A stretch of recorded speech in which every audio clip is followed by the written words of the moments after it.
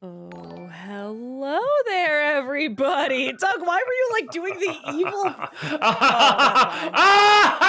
fine. No, I just started doing it. I'm like, "No, let's just keep going. Let's see where this goes." Yeah, no, I'm like, that's right. I can look really creepy and scary. I don't know why I need reminders of that. I just wake up and I usually remember that, but for some reason today I did not remember it. So you had Hmm. to. So thank you all so very much. Yeah, thank you everyone for remembering it. But yes, happy Wednesday. Welcome to Chatting with Doug, and more importantly, a chaplain loaf in his hand. Yes, Um, a chaplain loaf. Oh my god, I love that. I love a chaplain loaf. Oh my god, I just want to keep them loafed up even longer. I love that term. yeah. Oh, he reached his hand up to your cheek too, like, Dad, I love this. Let's We're just having a great time. do it. Let's do a nose lick. Come on. Come on. Oh, you're not gonna do a nose lick? Come on, people. Okay, all right, come on, do the nose lick. Everybody loves the nose lick. There you go. Okay. Thank you.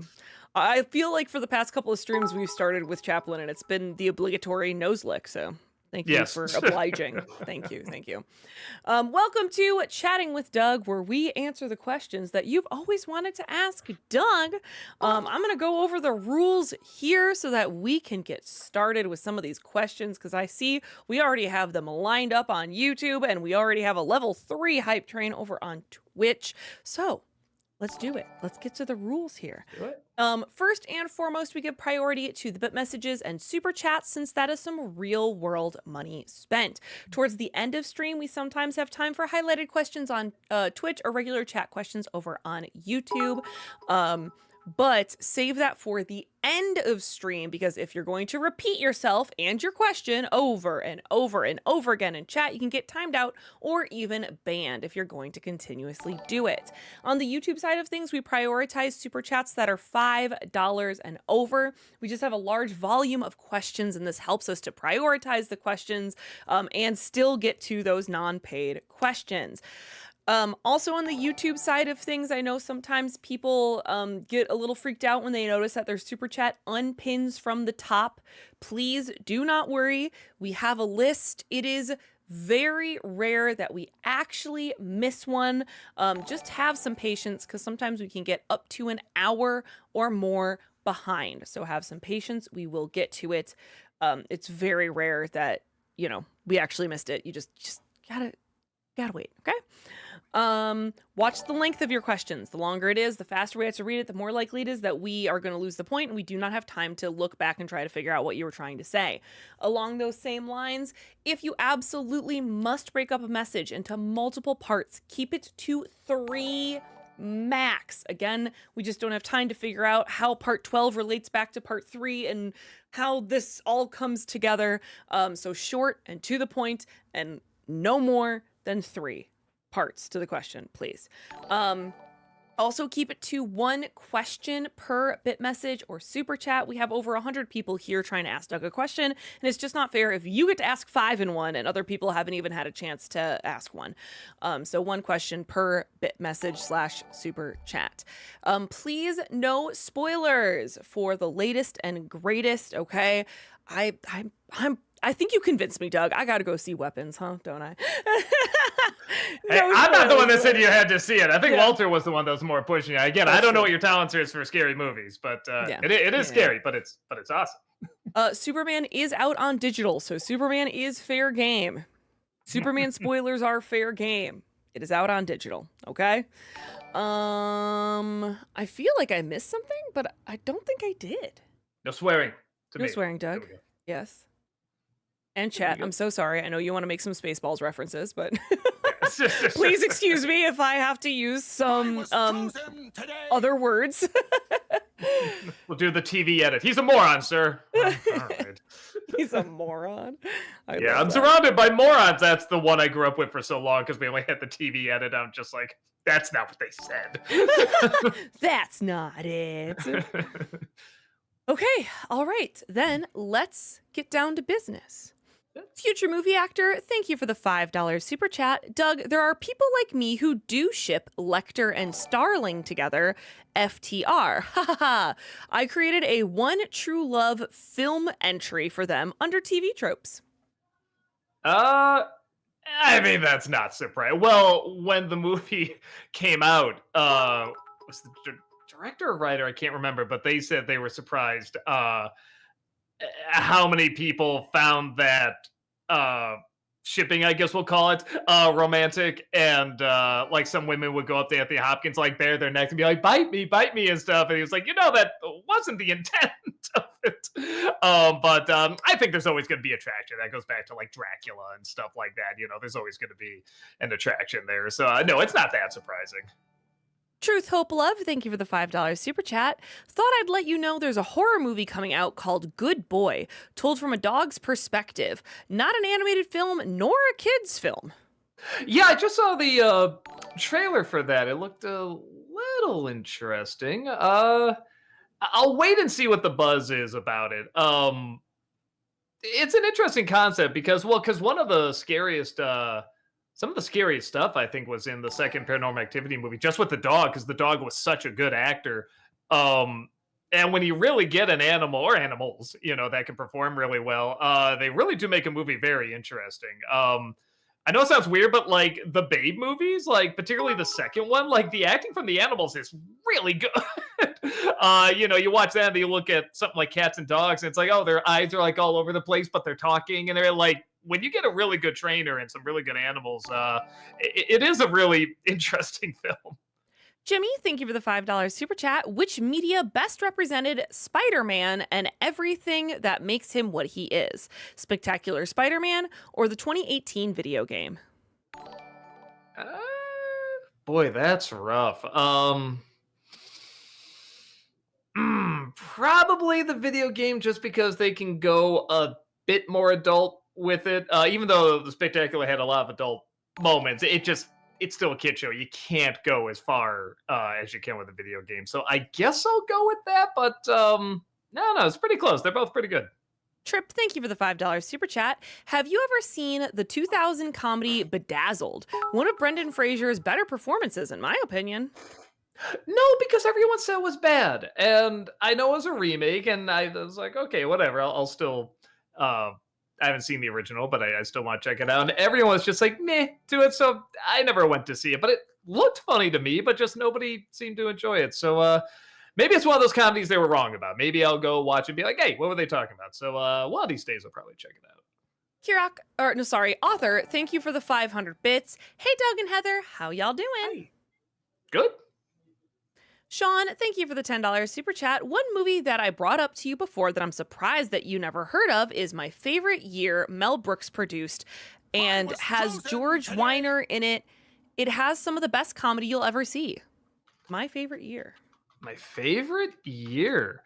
Yeah, not ringing a bell at all. Peter O'Toole's in it. All right, I'll try to check it out. Yeah, I've never seen it. Jimmy, thank you for the $5 super chat. What's your favorite film score? For me, it's hard for any movie to beat Revenge of the Sith's orchestration. John Williams is the GOAT. That's hard. Man, I kind of want to throw a lot of Elfman stuff. I want to throw like Batman and Edward Scissorhands in there. I love the actual score for Lion King. I think is phenomenal. A lot of Hans Zimmer stuff. I do like I know it sounds strange, but I do really like the score to the first Transformers movie. I'm not gonna say it's like the best, but but I really like it. Back to the Future is amazing.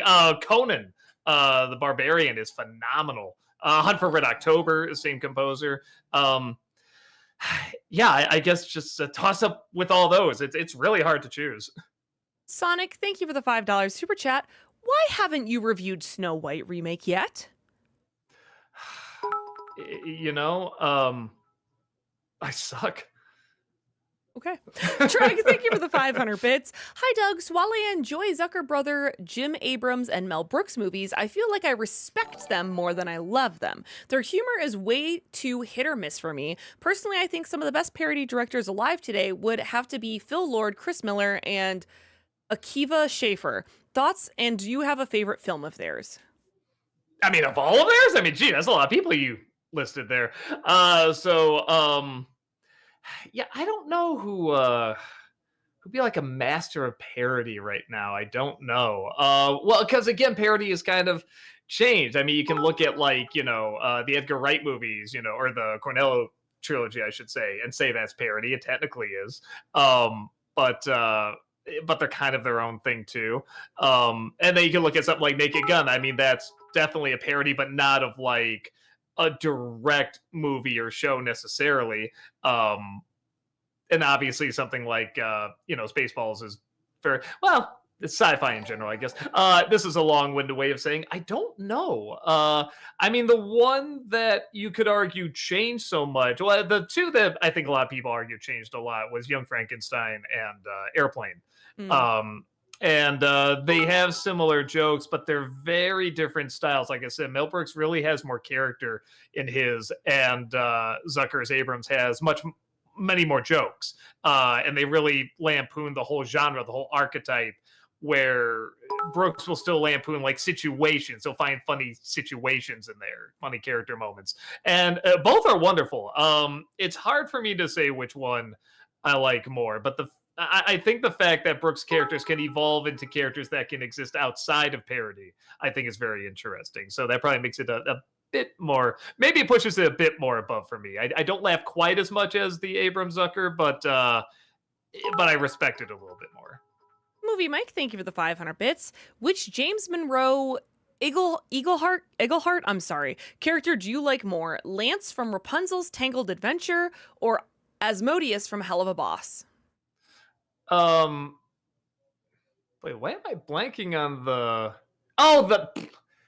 show? I forgot that was the name of the show. Rapunzel's Tangled Adventure. Because when you said Hell of a Boss, I'm thinking like, did they do like a Rapunzel show too? I'm like, oh no, it's something else. Was it? It was Lance from Rapunzel, and then was the other one? Asmodeus. Why am I blanking on who Asmodeus was? Hell of a Boss, Asmodeus, probably spelling it wrong. Oh, that dude, the like blue fire guy. Oh, there we go. I was also looking it up because I was like, I don't remember either. Probably Hell of a Boss. Yeah, that's just more. I mean, he voiced them both well, but yeah, that character's pretty cool. Too bad, Waluigi time. Thank you for the £5 super chat. You ever thought about streaming an online multiplayer game on Twitch and having us play with/against you? Smash Ultimate would be a fun choice. We did it for years. Yeah, you just missed it. Years we did it. Yeah, we actually just phased it out because viewership was low, and genuinely, like, anytime we played, we'd only get like 9 or 10 people who were interested in playing. And I was like, man, I thought people would want to do this more, but I guess not. So yeah, no, we thought about it, years. We did it, and we done. Yeah. And we played Super Smash Bros. Quite a bit too. Yeah. Nate, thank you for the $5 super chat. Love that you included the Renegades in this review, Doug. It was amazing to see them added into an NC review. Yeah, no, when I was looking over that joke, I'm like, well, I always break the fourth wall so many times. Like, how can I go do something unique? And I was just like, oh, that'd be a funny idea. So I just reached out. I'm like, would you be down for this? And I'm like, yeah, absolutely. And worked out really well. Sean, thank you for the $5 super chat. Have you seen the movies Whip It, directed by Drew Barrymore, and Outbreak with Dustin Hoffman? I've seen Outbreak. That was honestly the first, because I think that's the first movie that introduced me to the idea of like a pandemic and outbreak, because I was pretty young when I saw it. So when the last pandemic happened, that was definitely the movie I was thinking of. But no, I never did see Whip It. I'll try to check it out. I'm sure the reviews say Whip It good. Kevin, thank you for the $5 super chat. This is part 1 of 2. Grandpa, I figured out what you meant by eating rocks. You meant the meat of rock birds, preferably deep fried. Finally, somebody gets it. No, we were just talking about the actual rocks. Truth, Hope, Love, thank you for the $5 super chat. Rick definitely looked like he had a ball playing an unapologetic de-snozzle, especially considering he's usually typecast as the nice guy. Rick. Oh, Moranis. There we go. Yeah. I also was like, I'm not sure. I'm thinking like Rick and Morty, Rick from Walking Dead. What are we talking about? It's like, oh yeah, no. And like I said, when I first saw them, I didn't know the movie existed. I just went to a friend's house and they didn't even tell me what it was called. They just put in the VHS. So when he lifted that up and I saw Rick Moranis on there, it got a big laugh out of me because I'm like, oh my God, this is going to be Darth Vader. This is going to be amazing. Case, thank you for the $10 super chat. Fun fact, the Spaceball trooper who gets the Vulcan neck pinch is played by Dick Warlock, who also played Michael Myers in Halloween 2 and doubled for Richard Dreyfuss in the Jaws cage scene. Oh, wow, random. Interesting. Hey, it's it for someone that doesn't get to show his face much. He had pretty good comedic timing. Deb the Wiser, thank you for the 500 bits. Have you seen Casanova 2005? And if so, what are your thoughts? Why does that sound familiar? Hold on. Casanova 2005. Oh, okay. No, I haven't. I remember seeing some trailers that look kind of interesting, and I just never heard of it again. So, is it any good? Maybe I should check it out. Kevin, thank you for the $5 super chat. This is part 2 of 2. And when you said the rock tried to eat you, you meant you were attacked by giant rock bird, one with wings big enough to block out the sun. No! It was just rocks! Dummy! Obviously! At Movies, thank you for the 500 bits. Fun fact, Tom Cruise was briefly considered to play Sam Lowry in Brazil before Jonathan Pryce got the part. Would that alternate casting have impacted your view of the movie in any way? Yeah, it would have, it is an intense movie. I think it would have made the scenes that were just meant to be funny also intense. And there are moments, certainly there are a lot of moments that are supposed to be funny and intense, but there are some moments that are just meant to be funny. And I feel like if he was playing, especially 1980s Tom Cruise, it probably would have been, it would have worked okay, but I think Jonathan Pryce is better playing. You know, he's supposed to be the nerd. He's supposed to be sort of the everyday boring guy. And something about when imagining Tom Cruise having those daydream sequences, like it would just harken back to Legend, and I don't think anyone wants to see him in those outfits again, in those elf ears again. Nate, thank you for the $5 super chat. Doug, what would it take for you to review the one Peter Pan production that had, I kid you not, Christopher Walken as Captain Hook? We talked about it. NBC is pretty tight on that stuff. In terms of copyright claims and everything. So, we'll see. We saw it live. I mean, we had a blast. I mean, he just forgot his lines so many times. And what's her name? The actress, Allison Williams, is that her name? That was both just so perfect but so off at the same time. That was just so funny. It was a blast. It was a really, really fun because at that point they know what they're doing. They're leaning into the camp and having fun with it, and I remember being a good time. We'll see if I can get around to reviewing it, because yeah, again, a lot of it was like just how strict the copyright claims on it were. Dev the Wiser, thank you for the 500 bits. Besides Batman, Superman, and Wonder Woman, who are your favorite DC superheroes? Gotta look them up. I mean, those are the biggies. I like Zatanna. I like Green Lantern. Superheroes. No, go man. Let's see. A lot of basically the Justice League Dark for me. Constantine. I liked again, a lot of them I haven't seen. I guess I did see the show Teen Titans, and I like that. Yeah, but in terms of like heroes, like DC heroes, man, I don't know. A lot of them I'm just not brushed up on enough, I think. So, yeah, I guess I just gotta go with that. I guess the Teen Titans. That's the only one I can think of right now. The Ultimate Frozen Fan, thank you for the $5 super chat. Hey, Doug, could you please elaborate on the That Guy with the Glasses DVDs? I want to get one, but there's so many, I don't know which one to get. And what's on them, by the way?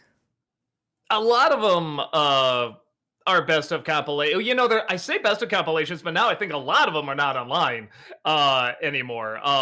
Ask That Guy we had to take off because the music we used on there when we got it, it said that particular orchestration was was free to use. And that's the music is public domain, but the orchestration of it was not. So we're like, oh, we got to take that off YouTube. So a lot of those are on there. Every one of them has new material that we made specifically just for those DVDs. So if there's, I think the awesoming is only Nostalgia Critic related stuff, where the others have like bum reviews and Ask That Guy and Nostalgia Critic. What's some of the other ones? Oh, Nostalgia Critic Reload is me reviewing the anniversary movies as well as other extra features on there.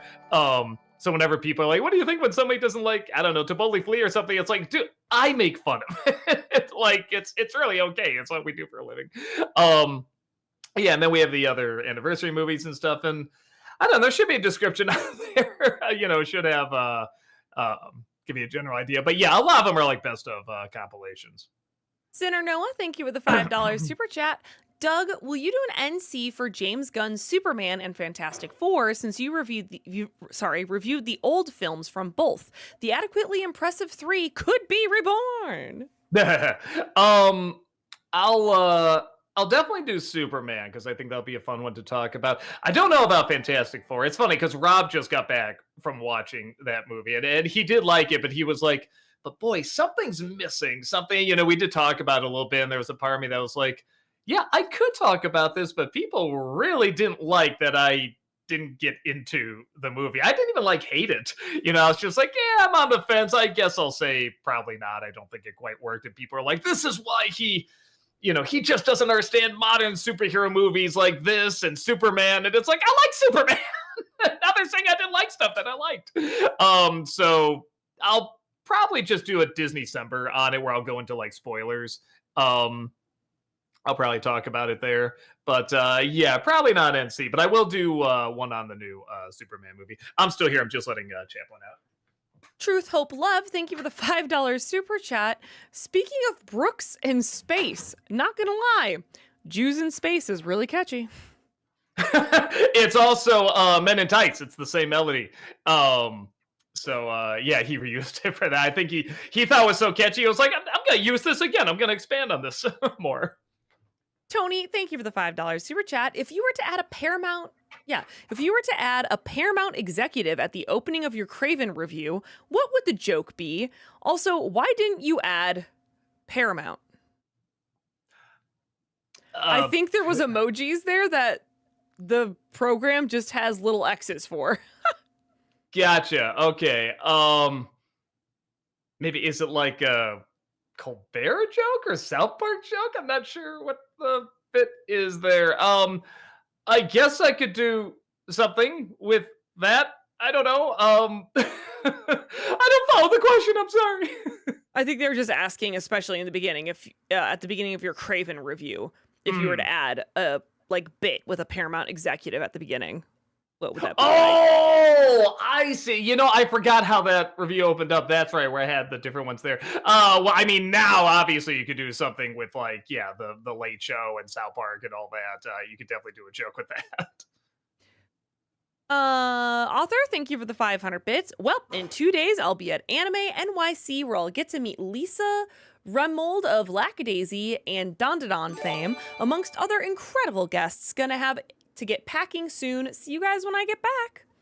Cool, yeah, have a great time. Josh, sorry I misread that. Josh, thank you so much for the raid over on Twitch. Welcome on in. Thank you. JL, thank you for the 500 bits. I know you've never seen Step Brothers, but I would like to recommend it, especially around Christmas time.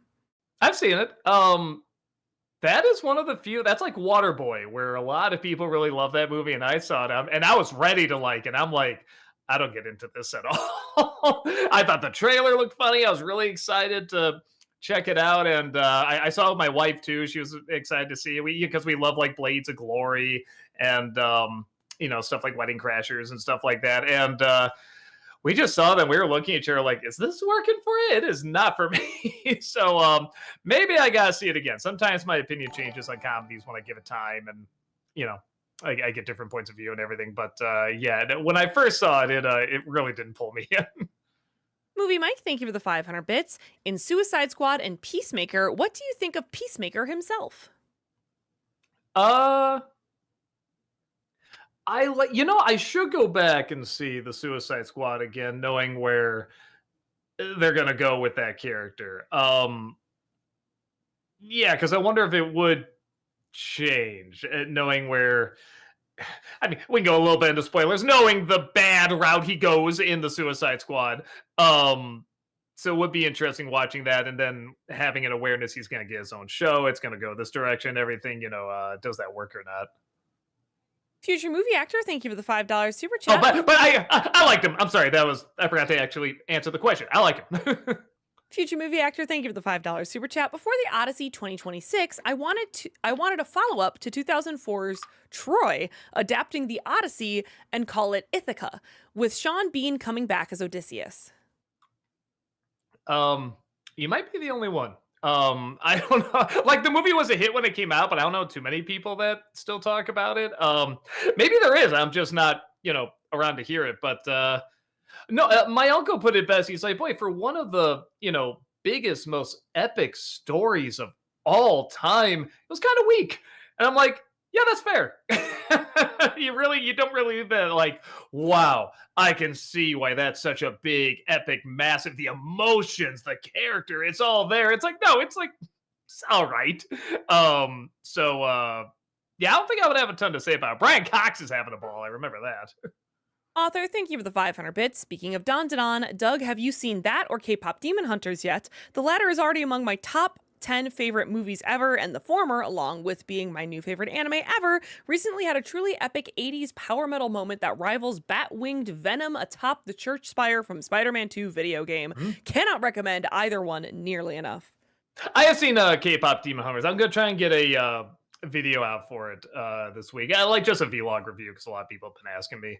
I like it. I like it quite a bit. I don't know if I'm quite as obsessed as other people are, but it's very easy to see why other people are, and I love that other people are, and that it's still a huge hit. It's still breaking all these records and stuff like that. That's a Netflix movie. It wasn't even released on the big screen, and it's doing these numbers. So I love that. I haven't seen the other one. Was it Don Da Don? Is that what it's called? Don Da Don. Yeah, like when you say that, I can see it spelled out. I see it advertised everything, but I haven't actually seen the show.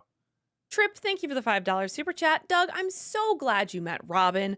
I'm sure she's an awesome wife, but I'm just wondering, why didn't things work out with you and Patty Mayonnaise? Because you're an asshole. Sorry, I'm not supposed to say that, but you are. You're an oh, screw you. No, shut up. No, it's been so long actually since somebody made a Doug joke. So, I can't forget how to react. I guess that's the best I can do right now. I loved that self bleep. That sounded really good. Oh, thank you. Sean, thank you for the $5 super chat. Have you seen / heard of the movie The Sure Thing with John Cusack and Daphne Zuniga? Mel Brooks claims that's where he found Zuniga to play Vespa. Boy, it sounds really familiar. There's another image of John Cusack in the rain, but he really likes that setup, doesn't he? I guess I haven't. No, I should check it out. Get my 80s awareness going. Nate, thank you for the $10 super chat. Doug, please look up Christopher Lloyd's most hilarious villain design. Please look up the character Hacker from Cyber Chase. Bruce Campbell's chin would be jealous. I actually do know what that is. Yeah, it's funny. I've always seen pictures of it. And I know Gilbert Gottfried is in there. I know he's a bird. So if you showed it to me, I would recognize it, but I've never seen an episode or anything. So when you said that and hackers and stuff, and then when you said like it was on PBS Kids, I'm like, I know what this is. So yeah, I've never seen a full episode, but I do. But yeah, it's the chin that like goes like this kind of. Yeah, no, I remember that being a pretty funny design. Kevin, thank you for the $5 super chat. We must build a statue in Chaplin's honor. Get on it. Tom, thank you for the $5 super chat. Good evening. This question relates to when Doug visited the Garfield collection. Were you able to drive around in the Garfield mobile? No, well, first of all, it was boiling there. Like Florida's already hot, and this was an especially hot week.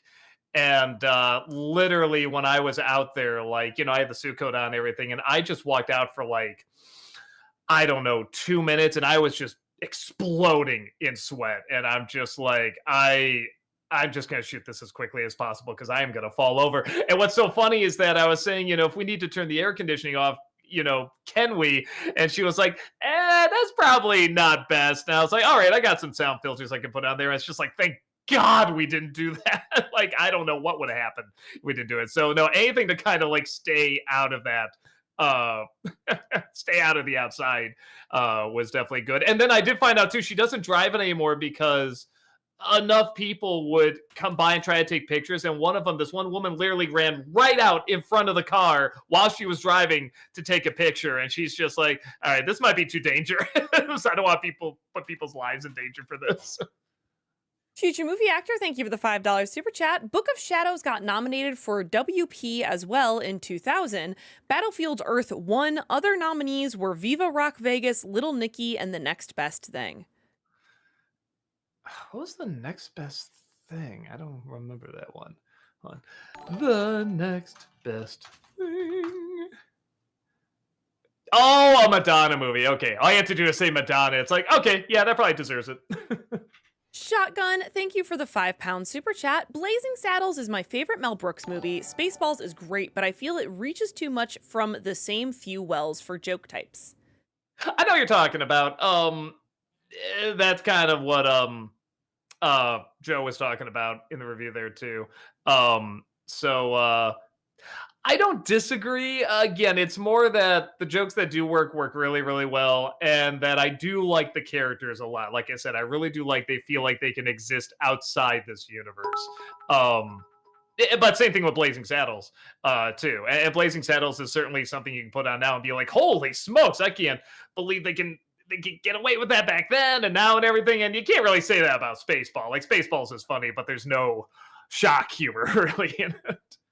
The Wessonator, thank you for the $5 super chat. Have you ever seen Over the Garden Wall? It's something that would be right up your alley and would make a great subject for a Nostalgia Ween episode. Yeah, I guess I should watch it again. We did I guess we thought it was going to be like a big, it is technically a big thing, but we thought it'd be bigger when it came out. And so we did a Fast Little Vlog series on it. And I'm sure that's somewhere. I don't know. But yeah, I liked it. I remember enjoying it. It probably is something to put on again because I haven't seen it since it came out. Would be kind of cool to put that on one more time. I know it's a great fall show, definitely to watch around Halloween time. What up, JD? Thank you for the $5 super chat. What post-Endgame MCU film/show would you give a perfect 10 out of 10 or even a 9 out of 10 to? My top picks are Loki, Moon Knight, No Way Home, Guardians of the Galaxy 3, and Thunderbolts. Yeah, I personally wouldn't have Guardians or Thunderbolts in there, but the others, yeah, I think that's pretty solid. Sean, thank you for the $10 super chat. In The Sure Thing, there's a scene where Daphne, I'm so sorry, I'm going to keep messing up this name, Zuniga, character says that she wants to be a princess when she was little. 2 years later, she played Princess Vespa. I was going to say, adds up, makes sense. You can see why he got the inspiration. Dylan, thank you for the $5 super chat. Hey guys, long time no see. I wanted to ask a very important question. Cubs or White Sox? I'm not a huge sport. I used to have a joke where I say I'm not a huge sports guy, and even I know not to root for the Cubs. But no, exactly. See, that's why it gets a good laugh. And I like just seeing the reaction. But it's like I'm not even a baseball guy. The only time I really get into sports, I always watch the Super Bowl, and then if a Chicago team is doing really well, I will pay attention. But that's really about it. So when the Cubs were going, I'm not going to be like, oh, we're at the White Sox, me. It's like, no, I'm going to show support like I do, if the White Sox were there. So, yeah, I really don't have a big rivalry there. I will say this, in terms of the logos, the White Sox looks a little cooler. Nate, thank you for the $5 super chat. Any plans to eventually review the Cats and Dogs sequel, which supposedly does have fun with the concept, unlike the first film? Yeah, I never thought about that. Is the sequels usually don't do that great, so we don't usually touch them. But maybe there's something there because Cats and Dogs did do pretty well. So we'll see. Movie Mike, thank you for the 500 bits. In Suicide Squad, what do you think of Starro? God, it has been a minute. I know Starro's like the big baddie in it. I remember being okay, but I guess the fact that I can't remember a ton about him is probably very telling. So yeah, that's probably. I remember being all right. But like I said, just not a ton to remember, I guess. AOTV, thank you for the $5 super chat. Night at the Museum was my introduction to Rami Malek. I later found out that was his first movie. Oh, no kidding. All right. You know, it's so funny because the way they reveal him like you're supposed to know who this is. This is a name, kind of thing. So that was interesting. I didn't know that was his first film. Dylan, thank you for the $5 super chat. NC for Rat Race. I have it on the list. I do want to talk about. I do like that movie, and there is a lot to talk about because it does not start very well and it does not end very well. I think a lot of stuff in the middle is really fun. So I'll get to it at some point. AOTV, thank you for the $5 super chat. Owen Wilson was uncredited in Night at the Museum because it was supposed to be a cameo, but test audiences loved it, so his role was increased. Yeah, but at that point, you'd say he's in the movie. You You'd fix give it him in post. Yeah, that's weird. Is it that hard just to write Owen Wilson as like that? That seems a little odd. Shotgun, thank you for the £5 super chat. You've probably had requests for it, and Brad has done it, but you've got to do the Ice Cube War of the Worlds. It is bordering on Manos tier. I literally just finished it. It's fantastic. I'm gonna do a vlog review. That's the most I can do because again, we do want to be careful when we review something that we need a hard copy of it because we want to buy it. We want to have it so that if somebody's like, hey, you stole that. No, it is right here. Here's the receipt and everything. We can show that we, whatever, have an Amazon Prime account or whatever, but when you have to actually get footage from there, you have to actually take it from the site. It just gets trickier to defend that if it ever did go to like court or something like that, which we don't think we're 99% sure it would not. Man, if that 1% does, that'll just make it trickier though. So we try to be really careful about that, but I'll do a vlog review on it, certainly. JL, thank you for the 500 bits. Would you do a review for Good Burger 2 for NC? That's another one I don't know if there's a hard copy of. Also, Paramount has just been up for more reasons than one, I guess, if you're watching the news, has just been a pain recently. Like, they just let go of Barnyard. We had a strike on the channel because they're like, nope, Barnyard, nope, that's not fair use. Yes, it is. Nope, strike, we're going to take you down. All right, well, we're going to fight that too. Okay, well, we're going to wait several months. Okay, and then we're going to drop it because we're wrong. It's like, can you just get to that point so we don't lose money? Nope, because they're dicks. New Man Production Entertainment, thank you for the $5 super chat. What are your thoughts on From Dusk Till Dawn on Disney-cember since it's a Miramax film? I think I have it on one of the lists. It would be interesting to do with Sinners coming out this year because obviously a lot of people drew parallels to that. I didn't originally have it on there for this year, but maybe I'll move it up because that is a good point. I could. It'd be interesting to talk about that. Sean, thank you for the $5 super chat. Fun fact about Daphne Zuniga, she was one of the last people who worked with Lucille Ball in a TV movie. Oh, that's kind of cool. That is. Yeah, neat. AOTV, thank you for the $5 super chat. Taylor Momsen said that when working with Jim Carrey on Grinch, she knew that she was watching an artist and that he was always kind to her.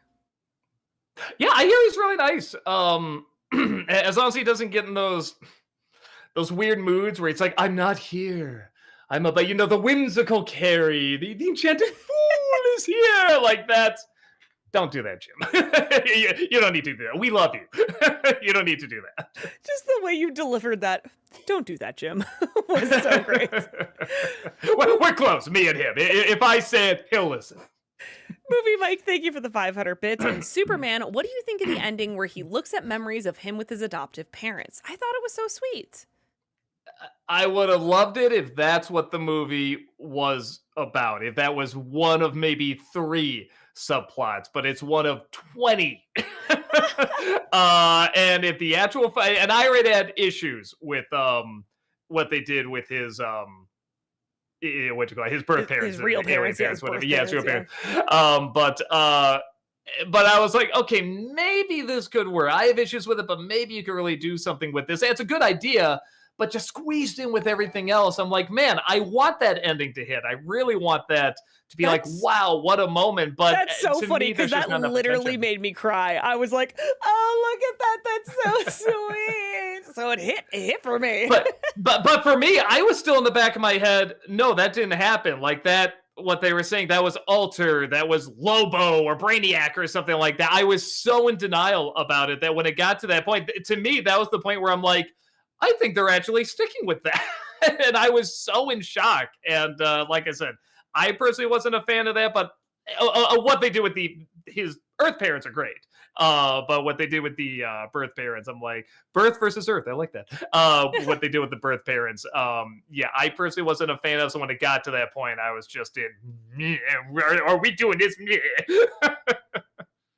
Jace, thank you for the $5 super chat. Perfect review idea. In honor of its 35th anniversary this year and one of your earliest videos, Teenage Mutant Ninja Turtles. Nephew named after Ralph. Okay. Okay, great. Mega Guy, thank you for the $7 super chat. What's a song you wouldn't like on its own, but paired with the music video makes you love? For me, it's Shelter by Porter Robinson. Man, that's a really good question. You know what? Actually, I did have an experience like that. It was it Memory Remains from Metallica. When I first saw the music video, and it's a very easy trick that they're doing in this music video, but it was still pretty cool. And it had like this money flying everywhere. It has this old lady going this da da da da da da da, and it just looks so crazy and insane. I'm like, oh, I love this. And then when I heard the song on its own, I'm like, that old lady is a pill to listen to. I just could not stand listening to her. But in the music video, like she just looks like a crazy lady, like turning the boxer and everything. It looks so cool. So yeah, that's probably the one. James, thank you for the $10 super chat. Doug, my favorite Star Wars parody is the short Hardware Wars, which came out in 1978. George loved it and let one of the men be in Return of the Jedi. He's crying over the Rancor death. Oh, no kidding. That's I didn't know cool. that. Okay. Maybe I didn't see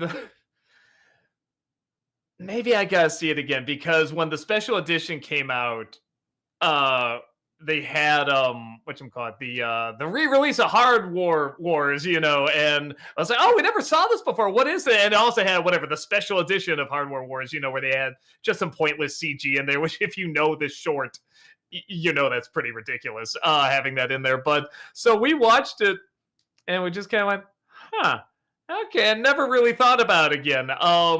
And we didn't really know this history of it, so it is something we probably want to go back and watch it again. The only joke I really remember laughing hard at is just how fast they did these aren't the droids you want, these aren't the droids you want, you can go about your business, you can go about your business. Like, if that was so quick, it made us laugh. But yeah, everything else we didn't really get into. But again, we were teens when we saw it, so maybe we got to watch it again.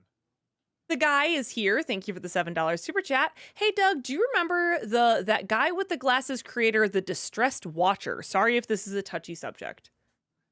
Yeah, I don't know what he's gone. I think he's still doing YouTube. But yeah, I haven't kept up, sadly. Future movie actor, thank you for the $5 super chat. Attack of the Clones also got a WP nom too. Swept Away 2002 won that year. Other noms were Pluto Nash, Crossroads 2002, and Pinocchio 2002. Yeah, those years were not very kind to Madonna. Or maybe Madonna wasn't kind to those years. Maybe both. Dylan, thank you for the $5 super chat. Top 3 films set in Chicago that aren't The Dark Knight. Blues Brothers, obviously. Home Alone. And Planes, Trains, and Automobiles. Mac Nava, thank you for the $5 super chat. So, care to tell us how you got Renegades React for the Spaceballs review? It's this really advanced new technology called asking. I just asked. Slid into those DMs. Yeah. Well, and they know that I watch him. Like people have asked before, and I'm like, no, I watch because I don't get to see many reaction videos, or I don't get to watch my stuff with an audience usually. So when I do, I like to see when a laugh works and everything, and what people think of it. Even if they don't like something, I like seeing like an honest, genuine reaction to it. And those are the ones I always like hearing the commentary. I like seeing their live reactions. When they're watching something for the first time. So, no, when I got to that joke, I was just like, well, what's a different fourth wall joke I can do here? And I was like, well, there's literally this channel that, gets a fair amount of views that watches my stuff. I'm like, all right, let's work that in. And they sent in a bunch of different takes and everything, and worked out really well. On a Joker, thank you for the 500 bits. Superman spoilers. So let me get this straight. Superman saves a squirrel, tries to capture a giant kaiju alive, but has no trouble spinning around with his heat vision and killing Lex's flying human soldiers. Also, what do you think of his cousin at the end? Were they human soldiers? I don't think they were human. I didn't think they were. I thought they were robots. But yeah, it's just, when I review it, I'll keep a special close eye on that. I had no interest in a Supergirl movie going in, and not that I hate the character. I just know nothing about the character. But just that little bit at the end, I'm like, a movie on this character would be fun. And if Lobo's going to be it, especially, I'm like, oh, God, I love Lobo. I want to see them have some fun with that character on the big screen. So, yeah, just based on that little bit I saw at the end, I'm like, this looks like a good time. On a Joker, I just read that, sorry. Jace, thank you for the $5 super chat. Goosework pitched Amazing Digital Circus as an adaptation of I Have No Mouth and I Must Scream. If that doesn't get you interested, I don't know what will. I didn't know that. That's interesting. Yeah, I've seen parts of a playthrough. I really should just sit down and watch like the whole thing because I don't think it's that long. But even then, man, just finding time to watch that is going to be tricky. I was just telling Heather before this, I haven't watched Red Letter Media in a while. They're fine. They're just the videos are very long. And I just saw they dropped a new Mr. Plinkett video. I'm like, damn it. Now I got to set aside an hour some point to watch it because I love the Mr. Plinkett videos. So yeah, it's always something. I mean, it's a good thing that there's so much good stuff to watch, but it's like, damn it, there's too much good. The guy is here. Thank you for the $14 super chat. So back in 2011, I heard they were going to make a remake of Back to the Future with Justin Bieber as Marty McFly. Of course, this never happened, but if it did, what would you have thought? Sure doesn't sound good. It doesn't even sound like an idea you need to do what would you improve on? Right. Even if you made it modern, just all the jokes are perfectly set up and well delivered, and it even goes beyond, I think, what it was trying to be, where it's trying to be a clever comedy, and then it became like this epic fantasy on top of that. So yeah, I just don't know what you could change up or improve or even alter that much to make it like so different it would be like its own unique thing. You know what I mean? Yeah. So yeah, doesn't sound like a good idea. Movie Mike, thank you for the 500 bits. How would you rank these John DiMaggio characters? Bender, Draken, Foo Dog from Jake Long, Sandman from Spectacular, and the King from Disenchantment. Oh man, probably Drax would be my favorite from Kim Possible. I really like that character. Then Bender, then probably the King. And who are the other ones? Sandman. Foo Dog from Jake Long and Sandman from Spectacular. Okay, yeah, the dog from Jake Long, and then Sandman. KJK, thank you for the 500 bits. This is part 1 of 3. Hey Doug, since your review, I've seen Superman in theaters several times, and I'm sorry, but I have to side with Rob. Lex doesn't really shout until the second half of the movie. Granted, he does get pretty shouty, but you made it sound like it was his entire performance. It's not. To be continued. Okay, I'll wait till... I'll let you finish. Mason, thank you for the $5 super chat. Howdy, Doug. Since you did Night at the Museum, can you review Curious George? It released in 2006, and Dick Van Dyke voices a character in a museum. I've never seen it. I think it's a little under my age, but I mean, I did the Barney movie. I don't know. I hear the movie's fine for what it is. I think you need someone who grew up with it, because I at least grew up. I wasn't watching Barney I was too old for Barney, but I knew the annoyance that he left on everybody. Yeah. Curious George is like, people know the book. It's fun. It's nice. I think you really need someone else who grew up with that in order to really talk about. I mean, I could. I just don't know what material I'm going to get out of it or anything new I'm going to bring to it. KJK, thank you for the 500 bits. This is part 2 of 3. Throughout the first half of the movie, Lex is actually really calm and focused. It's only after Superman escapes the prison that he really starts shouting. It shows that he's losing his grip on the control that he had at the beginning. To be continued. Okay, I know it's a part 3, yeah. Sean, thank you for the 500 bits. Doug, I know you're not big on biopics about music stars, but what are your thoughts on the Johnny Cash biopic Walk the Line? And would you consider doing an NC for it? I like biopics fine. I think there's a lot of tropes they fall into that you could argue either too many movies rely on these tropes too much, or it's just a very similar story that happens to happen to a lot of these musicians. Yeah, or maybe it's a little bit of both. I never did see Walk the Line. I probably should because I heard it was okay, but he was really good. And what's her name in it? Witherspoon, I think was it, and she was supposed to be really good. But no, I never did see it. I should probably check it out. Movie Mike, thank you for the 500 bits. And Disenchantment, what do you think of Bean? She's all right. I love the voice. That voice actress has such a unique, distinct voice whenever she shows up in something. Like, aha, I know that voice. I know that voice. I think I like the performance more than the character. The character's fine. You know, it's a fun idea. Just a princess that gets drunk and, you know, goes on benders and stuff like that. But I do feel like comedically there could have been a little bit more, but then they also play around with like kind of continuing story. Like she's a good character to follow through this story. Like she's not boring. You know, like you do want to see what happens to her and everything, but I could have with a lot of the characters, I feel like a lot of the comedic writing could have been turned up a little bit more because they have such good setups for characters. But they work. The only one I think did not work was Elfo. I thought they were really building up a funny character in that first episode, and then they just drop it. I feel like I never really got a clear idea what this character was. But everyone else, whether they're funny or not, like I like them. I like watching them. KJK, thank you for the 500 bits, and this is part 3 of 3.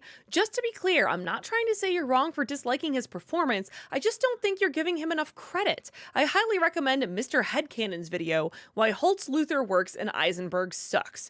He sums it up very well. No, and I'm not at all saying like, oh, he's phoning in everything. No, he's giving 1,000,000% clearly. He's a very good actor, and I know he's giving what James Gunn is asking for, certainly. For me, I know what you're saying about the shouting. And maybe, I don't know if there's a difference between like yelling, shouting, and screaming, but like, so there's shouting like that, blah, blah, blah. And then there's yelling. There's talking very intensely like this. Just everything's, you know, like up to 1,000,000 like this. And he has these eyes going the whole time. Just he's ready to burst. That's the idea. He's ready to go insane. Like, that's where I lose it. Like, that's not interesting to me. That gets old really fast. But again, am I going to act like I don't see that in real life? You know, some billionaires like this. Yeah. And I get tired of that too. You know, I got that in real life. So for me, I still want just the very quiet, calculated, put together Lex so that when he does burst, he does lose his cool. It's like a big surprise, like, whoa, man, something really big has gone down. Where with this one, he always looks like he's ready to, even when he's looking very calm, he's got the eyebrow up, like the, you know, rich little brat, you know, that got his way kind of thing. And it just felt like there was too little a stretch going from not screaming to screaming. You know what I mean? Like, oh, this can happen at any moment. Where I want a Lex where, like, man, you have to push him to get to that point because he is that calculating, he is that calm, he is that in control. So when he does burst, it's like, whoa, stuff has really, really gotten out of control. Wilt, thank you for the $5 super chat. Hey, big fan since 2014, and what do you think of Deadpool and Wolverine? Your favorite part? Favorite part of Deadpool and Wolverine, I believe. Yeah, no. Again, I was like, do I say spoilers? It's been out for a while. It's been out for a while. Yeah, the Johnny Storm, I howled with laughter when that reveal came. I legit did not see that coming. It was so clever. And him putting on the mask, that made my lizard brain just smile ear to ear. Um, was the first part of that question or no? Just that what you thought about Deadpool and Wolverine, and that they've been Oh, a big fan since 2014. oh, thank you. Yeah, no, I did either a vlog or an untitled review show, one of those on it, and then I also did a Disney December on it with spoilers, so you can watch those. But I liked it. Trip, thank you for the $5 super chat. Okay, Mr. Hilda hater, tell me one episode of Hilda you remember, and I'll never bug you about it again. Um, I remember the one where they hold the boy hostage, but they're really nice. He's really nice to them, and they're really nice back. And they're just like, no, he's really raised the bar in terms of hostages. I mean, just an absolute delight. And while she has to go on this journey to, get something for him to get him back. No, that was probably the one that I laughed the hard because it's just one joke, but it's so delightful. And the characters are just so calm, relaxed, and just eloquent in how they say everything. I'm like, this is really charming.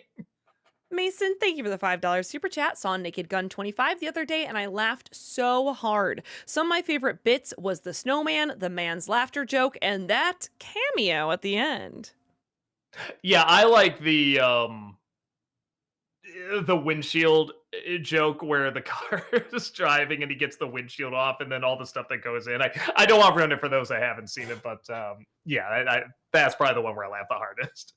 Jace, thank you for the $5 super chat. Your rendition of Edward Scissorhands' music when you as Burton scribbles and tosses paper sounds better than the movie. The angelic, sounds hopeful. Thank you. I'll tell my dad because he's the one that composed that. Movie Mike, thank you for the 500 bits. And Wreck-It Ralph, what do you think of King Candy? I like the backstory. The actual character himself is all right. I don't know what else you could really do with that guy. I guess just write him to be a little funnier. But no, he's got a good backstory. He's got a good setup and everything. I just wish either he was a bit more evil, like the monster he turns into, I wish was a little bit more scary or creative, or he was more funny, or both. But he's fine. He works well in the movie. Sailor Aaron, thank you for the 500 bits. Hey, Doug and Heather, great review today. I love Spaceballs, so great news. This Saturday, I'm going to have a sister day. Sorry, I lost my place. Sister day with my sister Megan. We're going to see K-pop Demon Hunter sing-along version. She hasn't seen the movie yet, but she's listened to the soundtrack with me. I have watched the film multiple times, listened to the soundtrack multiple times too, so I can't wait to see her reactions. It's so funny because there's a part of me that's like, boy, that would be cool to see on the big screen. That'd be really awesome. And I'm like, I don't think I can do a sing-along. I'm just going to be like, okay, let me watch the movie. But like, I don't want to be that a-hole. Right. It's Who like goes to the sing-along screening and then gets mad about it. Right. So no, I think it's great they exist. I love that people are going to and they're going to be singing to the screen and probably dancing around and everything. But yeah, it's not. If I was going to go, it would be just to see it on the big screen. You know what I mean? Treg, thank you for the 500 bits. I've been thinking about Alice in Wonderland and George Miller a lot recently, since Miller makes really insane movies where the main character is more of an observer. Do you think an Alice in Wonderland adaptation by Miller would be interesting? Boy, like Alice in Wonderland in the Mad Max style. Well, to some extent, we kind of got that with Furiosa a little bit. Not a ton, but like, well, and again, you could argue the second Babe movie is that. That is definitely just this little naive blank slate just going to a world of chaos and madness, and it's dark and it's creepy and it's weird, but it's also like enchanting and magical and wonderful, and not enough people watch that movie. You really got to see that movie. Majestic Demon, thank you for that 64-month subscription over on Twitch. Welcome back. Thank you. Appreciate that. Jager, thank you for the $20 super chat. Hi, Thank Doug you. and Heather. You've hated on his Transformers sequels and Pearl Harbor, but gave decent love to The Rock and Armageddon. Curious to know your thoughts on some of Michael Bay's other films, specifically the Bad Boys films. I only saw the first one. I heard this. So critics said the second one wasn't good, but I know a lot of people that like the second one. So at some point I should check it out. And I guess they made two more after that, right? But yeah, I haven't seen those. Pain and Gain, I remember being all right. I remember that being a decent time. I never did see the ambulance, but I heard it's a lot of fun. I heard it's like really crazy fun. So no, as easy as it is to make fun of him, I'm not somebody that goes into a film of his ready to hate him. Like, no, I want to give into the exploitive nature of this. Just to me, there's a way to do it that's entertaining and a way to do it that's boring, and he goes back and forth quite a bit between them. And when it's entertaining, it's hugely entertaining. When it's boring, it is so boring and dumb. Mason, thank you for the $5 super chat. Part 1. With you and Rob doing a spoiler corner for Superman bringing a smile to my face, I'd love to see a spoiler corner for Weapons with Rob. To be continued. I don't think he's seen it. Well, I guess I'll wait for the next bit. Jace, thank you for the $5 super chat. Did you enjoy the 7th voyage of Sinbad in stereo theme? Within 3 seconds, you are instantly hyped and hooked into the adventure before you can see anything besides the logo. You know, I had, because when I watched it immediately after you recommended it, and I had heard it before. It is a very good theme, and you're right, it does really. Conan probably took a lot from that. It is really good. I'm not gonna say it's like one of my personal favorites, but it is very, very well done, and just perfectly matches that world and that story, that atmosphere and genre. So no, it's a very, very good score. The guy is here. Thank you for the $14 super chat. Could you please pass a game/visual novel suggestion for Brad Jones? This is strictly for him because it is really mean-spirited comedy, but I think he'd have fun with it. It's called Class of '09. Sure, though I'm sure you could just tell him yourself. He does like live streams and stuff like that, but I will pass it on. Movie Mike, thank you for the 500 bits. In the 2nd season of Amphibia, what do you think of the reveal involving the box and Marcy? I'm not gonna say I predicted it, but when I heard it, I'm like, all right, that sounds right. That this would happen, and it's good. It's a good thing to happen. The resolution, I still kind of go about, but I could be taking it too literally. But it was good. It keeps your interest. I think for a lot of people that haven't seen a story like that yet, that would be a big surprise to them. Yeah, I liked it. Mason, thank you for the $5 super chat. This is part 2. Could that happen? And if not, has Rob seen it? And what are his thoughts about Weapons? No, he hasn't seen it yet. There's a couple scary films I wanted to see. I wanted to see Smile 2 as well. I think he would really, really like that. And maybe he should see Together. Together's he might get into that, but yeah, it's just been a great age for comedy. Well, that animated comedies, I should say, but horror, definitely horror comedies. But I don't know. I don't know how that would do. Superman was such a big thing, and Weapons is a big thing too. But yeah, I feel like right now the big things to talk about are probably K-pop Demon Hunters and War of the Worlds. So I'm literally doing 2 videos on that coming up. Future movie actor, thank you for the $5 super chat. Plans to cover Malibu's Most Wanted for NC. There's certainly a fair amount of material that be pulled from that movie, if you ask me. I never did see the whole thing. I saw the trailers. The trailers looked really funny. And then I heard it didn't get good reviews, but I was like, oh, but I still want to see it. And that just fell out of memory. I don't know. It just vanished. So I'll probably try to check it out just to check it out. But yeah, even if I didn't see on it, I don't know how many people would click on it or even remember it. Future movie actor, thank you for the $5 super chat. Running theories I have on what this year's WP noms will be. Hurry Up Tomorrow, Love Hurts, Smurfs 2025, Snow White 2025, and War of the Worlds 2025. Yeah, it's gotta be War of the Worlds. Godot might get a mention for Snow White, and maybe the effects in that, but no, I feel like everything's just gonna go to War of the Worlds. Movie Mike, thank you for the 500 bits. And K-pop Demon Hunters, what do you think of Rumi? Is Rumi the agent? Rumi is the one with purple hair. Is that the main? The main vocalist. Okay, the main character. Yes, the lead. Yeah, good. I mean, like it's such a classic, like supernatural anime soap opera Korean drama like thing. Like it's so. Like it just checks all the boxes like in the best way, but it's legit like really interesting too and lends itself to great music and everything, the secret that she has, and then the romance that she has and everything.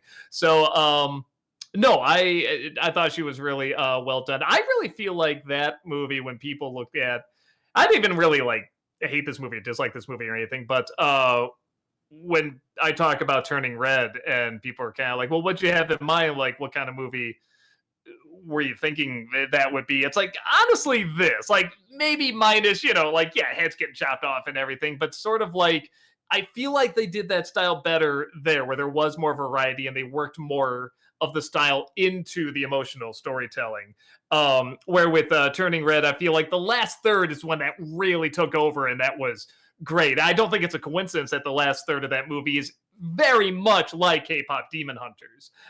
So that's kind of the stuff where I hope they kind of look at both of these and go, well, maybe we should utilize this a little bit more at Disney. New Man, thank you for the $10 super chat. Godzilla was able to withstand the powers of Thor, transform with Venom, and even defeated Superman in recent comic books. Do you think a Godzilla crossover with Marvel and DC would work in movie form?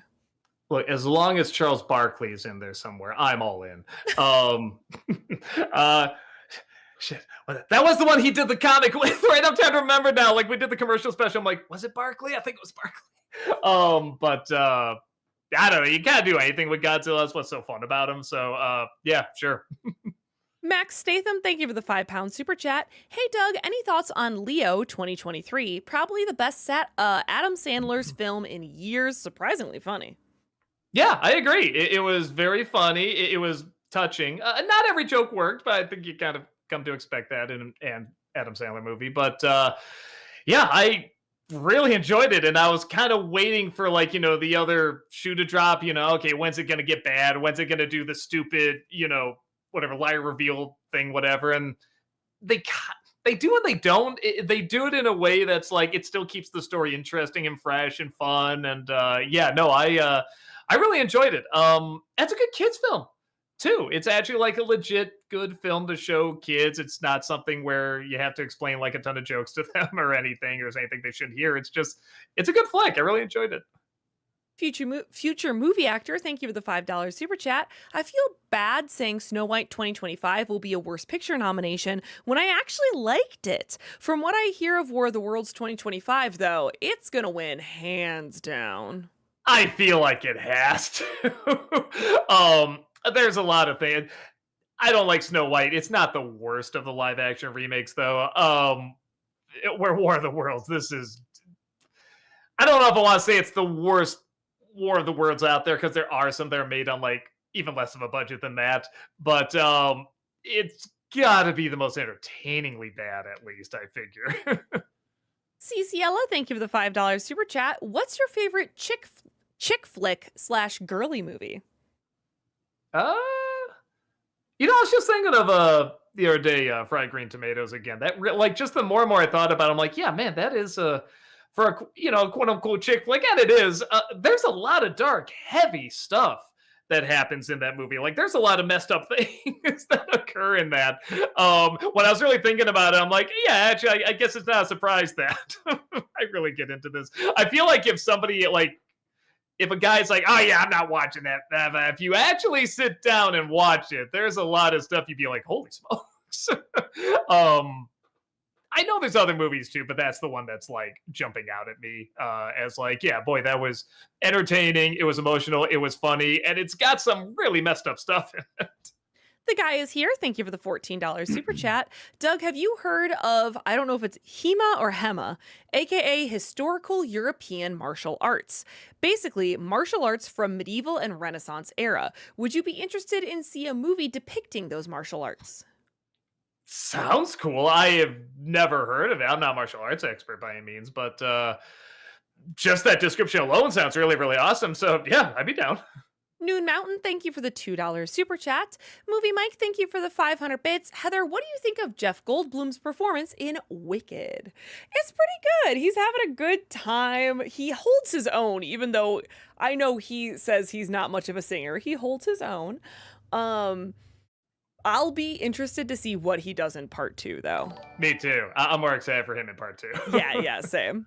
Peter, thank you for the $10 super chat. Just saw your Spaceballs review. Best review so far. You and Joe did a great job talking about it. Can't wait for the sequel. Loved the Renegade React cameo. How did you accomplish that? Again, do they think like they're really hard to get a hold of? I mean, they're like, we just asked on like, I forget if it was YouTube or Twitter or whatever, but yeah, we just asked. And me and Joe, we wanted to do something for a while. And it's funny, we talked about doing Spaceball. It shows you how far back it goes. For a bit, I said I wanted to talk about the different types of parody between Brooks and Zucker's Abrams. And he's like, yeah, I'm down for that. So we kept going back and forth with it. And then they announced Spaceballs too. And he's like, oh, that's good timing. All right. So yeah, no, it all worked out pretty well. Sean, thank you for the $5 super chat. R.I.P. Terrence Stamp, aka General Zod. Yeah, no, that was a bummer to hear. Jace, thank you for the $5 super chat. This is part 1 of 2. Did you know the in-universe book in The Mouth of Madness from the John Carpenter film of the same name is getting a real publication in October? Maybe... ... to be continued? No, wait. Jace, thank you for the $5 super chat. This is part 2. That could be a pretty good excuse to review that film this year for Nostalgiaween. Are you going to do a dual role when reviewing The Monkey, or Rob be in it? I didn't think about that. That's a good idea. Maybe I will. It depends whether or not I have it as a cast review or not. That'll play a big part, but it's not a bad idea. And I do really like In the Mouth of Madness. I know it didn't get good reviews when it came out, but I really, really enjoyed it. It is one of those where I don't know what I could add to it, what I could bring to it. Like, I guess it is a unique film. I don't know. I'd have to think about it. It's also another one I don't know if it would get that many clicks, but I don't know. I'll look into it. Movie Mike, thank you for the 500 bits. I've seen clips of the new War of the Worlds, and I was just like, who thought this was a good idea? I actually think it's a good idea. If you're gonna tell that story in a unique way, that kind of harkens back to, the old Orson Welles radio broadcasts and stuff. I don't think that's that bad an idea. And I think it would be creepy if it was done well to do an invasion, but you're stuck in a room. And you can see everything going on. The problem is everything else, just the way it's done. But that's also what makes it so great. There's a lot of forgettable War of the World movies out there. Honestly, I'd probably rather watch this one over the other two, over the Spielberg one and the original, because I'm kind of like, I don't know. I just found this the most entertaining out of all of them. Channel Box, thank you for the $5 super chat. Hey, Doug, quick question. Why don't you like Power Rangers? I have issues with it too, but I'm curious about your thoughts. We were just the wrong age. We were just a hint too old for it. When it came out, we were like, this is so corny. This is so ridiculous. Like, we like the idea of little superheroes going in these, Voltron robots and fighting monsters and everything. But, and even martial arts, we're all over that. But just the writing and everything else was so corny and so hokey. We're just like, oh, nah, this is, as we always say, good thing we didn't put stock in that because, yeah, obviously it's still going. Or we should put stock in it. So, yeah, it's, and we were way too cynical when it came out. I think we were already on to Batman and Animaniacs and stuff like that. Like, we were already programmed to make fun of stuff like that. So yeah, we were just the perfect wrong age for it. Future movie actor, thank you for the $5 super chat. There is a DVD, and I think Blu-ray too, of Good Burger 2. Snow Day 2022 doesn't have a physical media release for an NC yet, though, unfortunately. Yes, it does. We did Snow Day. We did. Oh, yeah. 2022? Wait, yeah, I was gonna say, did they do a sequel or something like that? Maybe that's what they're talking about. Okay, I was gonna say yeah, the first one we did, and we got the disc of it. It is only DVD with that said. Sean, thank you for the $5 super chat. What did Rob and your dad think of the snowman scene in the new Naked Gun? Rob really liked it, and for me, the timing was just. We both agreed that either. Rob wanted to go even further. He wanted to go to a point where you forgot you were even watching a Naked Gun movie, which I get. For me, yeah, the timing, something was just a little off about it, the editing and everything. Like, but it's not that it's awful. I can see how it could work. It just didn't quite click for me. But when somebody says they really like that joke, I get it. I understand. JL, thank you for the 500 bits. Thoughts on Robot Chicken Star Wars? What's your favorite? My favorite, I do like the anything with the Emperor is always great. Is Seth MacFarlane's voice doing it? Even though he doesn't sound like the Emperor, I just love the voice he does. I love him on the phone, talking to Vader. That was great. I love the dinner they have after Vader reveals himself in Empire Strikes Back, and you see what they talk about. That was really funny. And then I love the guy making up what the other person is saying. He doesn't like you. I don't like you either. He's actually a really nice guy, and he's just trolling his friend, and he gets him like killed. Oh, that was great. Dev the Wiser, thank you for the 500 bits. Have you seen A Cure for Wellness 2016? And if so, what are your thoughts? Um, Neat idea, but definitely feels like that director just indulging in his style for way too long. That was the issue I had with the pirate movies. Eventually, they just kept going on and on and on, and then same thing with Lone Ranger. Like, no, this. I get the feeling he thinks this is important, and it's like, no, it's nonsense, and that's fine. Go ahead and embrace it. I love when he, at the end of the first Pirates movie, he said when the curse is lifted and they get stabbed and some of them start dying, he said, this is when you realize this was about something. And I'm like, yes, that felt organic. That felt right. And I think he just got addicted to that, making these movies. No, they have to be big and important. It's like, no, they don't. Just tell a good story. Jace, thank you for the $5 super chat. Almost lost my mind seeing Renegade reacts in today's review mocking meta commentary. Any other YouTubers you ever want a cameo with? Cinema Wins is cool. There's a couple I've talked to. Again, I'm trying to open up a little bit more in terms of doing like crossovers and stuff like that. So we're dabbling a little bit. Jedi Jared, thank you for the $5 super chat. Will you review The Journey of Natty Gann for Disney-cember? It's set in Chicago. Someday. I don't think it's going to be this year. I think I got them all picked out this year, but I do want to watch it again because I don't know if I've ever seen the whole movie all the way through.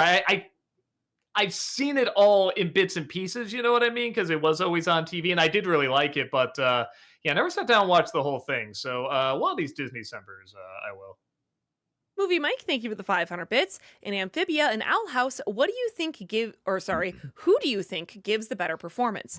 Brenda Song as Anne or Sarah Nicole Robles as Luce? It's rough because they are very similar. It's okay, not character, performance. Man, I guess I remember more laughs with Luce, so I guess I'll go with that. But it's pretty close. Those two characters are pretty similar. Future movie actor, thank you for the $5 super chat. James Gunn confirmed they won't retcon the big Jor-El and Lara reveal, so unless someone else takes over, or he's lying, it's canon right now. Well, so Rob had, I forget if we talked about it in the video or not, but he had an interesting idea of like, and going into this more in the second film, like maybe Zod is coming to invade or Brainiac or whatever. And he's like, well, no, we're just following what we know is true, that we are the superior race, that we're the superior, blah, blah, blah. And there you could dive into it more. Because I did get Rob to say, well, no, yes, I agree. But that's why there's a sequel. That's why they're going to do more with that. That's why they're going to. And I'm like, all right, if they are going to dive into it more, I would be okay. Because there is a good idea there. But yeah, I think just the way it was squeezed in with everything else, I'm like, this is such a big turning point. I really do need more. So, if they keep it canon, which I'm assuming they would, and they dive into it more in another film, honestly, I'm okay with that. If they do it well.